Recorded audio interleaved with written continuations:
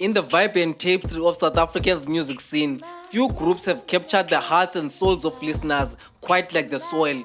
With their mesmerizing harmonies, soulful melodies, and heartfelt storytelling, the trio emerged as a beacon of hope and inspiration, earning acclaim both at home and abroad.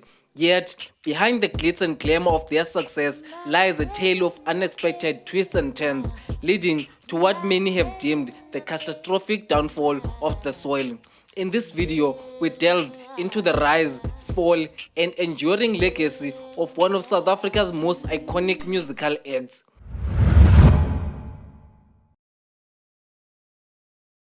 With beautiful black eyes, Donna Yum, she kills me every time when she smiles. Educated black sister with a conscious mind. Even though I say so myself, she's my time. I technically are pretty much like Umamus Pia, using nothing but to buhle bake bendi bisa. Samzanga Shiva, Lomdanu yang bandisa, profound sister. Bengege ngira indiza marak sizukina. Masuko mga yosa sisa ikamutsiga Kagtala kimfanu sisa Gamplenta daire Yalizo hamba Sachila cafe Kantuan.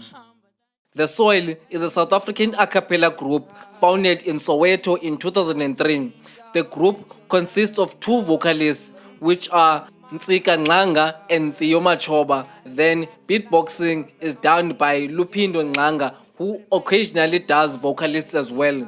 The group's inception came about in 2003 when all members met at Tikelo Secondary School in Soweto during jam sessions. Back then, the group was known as Particles of the Soil and consisted of 23 members. As the years passed, some members departed due to other engagements. In 2010, the group was down to only 4 members. Buhlebendalo Mda, which was the vocalist, Tsinga Nglanga, the main composer and vocalist, Lupindo Nglanga, the beatboxer and occasional vocalist, then Samkelo Leletu Mdolomba, commonly known by his stage name Something Soweto. During 2010, the group was busy recording their debut album, which was titled The Soil. Something Soweto was also involved during the recording process of the album. However, due to contractual disputes and creative differences, he decided to leave and form the contemporary jazz group The Fridge, where he served as the lead singer. The group eventually signed with Native Rhythms and they released their debut album in 2011. In terms of promoting their album, Native Rhythms made sure the group received massive radio airplay. They did many TV and radio interviews, performances, and appearances on different shows. The album served as a showcase of the group's diverse musical influence, blending elements of a cappella, soul, jazz, and African rhythms with contemporary flair. Standout songs from the album include Baninzi, Joy, and Inkomo. The song Inkomo became an anthem in that year. It solidified the soul stardom properly. The album eventually achieved platinum status, selling over 50,000 copies.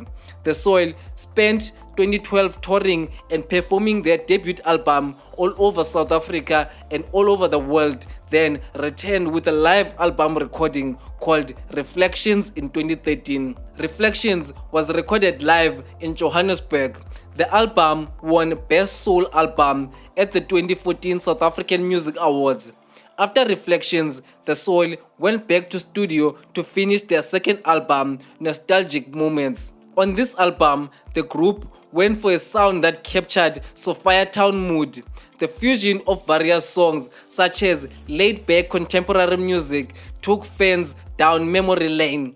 When we always performed, we were dubbed as the act that always had this Sophia Town element about them. And yeah, when we looked into it, we found out that the older people that are in the audience, they keep saying we definitely have the spirit of the likes of your Hugh Masikelas, your Mamire Makebas and the likes, and we give them that nostalgia rather, and they keep going back deja vu style to that time and that setting of that golden era of music. And we thought to ourselves, maybe these are not just songs, maybe these are nostalgic moments.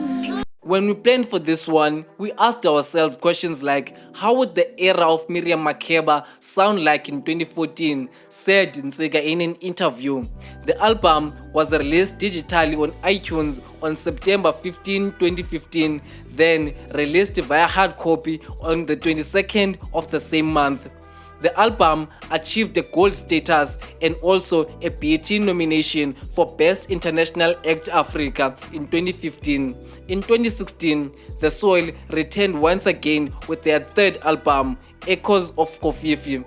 This album is probably the most definitive record since their self-titled album debuted in 2011. The album prompts listeners not to forget about the people who were forcibly removed from Sophia Town and who's to leave behind their arts, their heritage, their literary writing, the politics, and their cultural defiance, which was deeply embedded in their souls. Echoes of Kofifi was released to positive reviews and received 3 nominations at the Summer Awards in 2017. In 2018, the lead vocalist of the group, Tseka, announced that he was pursuing a solo music career. Fans of the group on social media immediately fell into a collective state of depression when they thought that a solo music career from Tseka meant that he was leaving the group, but he came out reassuring them that he was not going anywhere. The Soil continues to be this amazing environment that is conducive for all these ambitions that I have. If it wasn't for The Soil, I don't think I would have even some of the ideas that I have. So instead of being an hindrance, The Soil is a catalyst that propels me to do even more, Tseka said.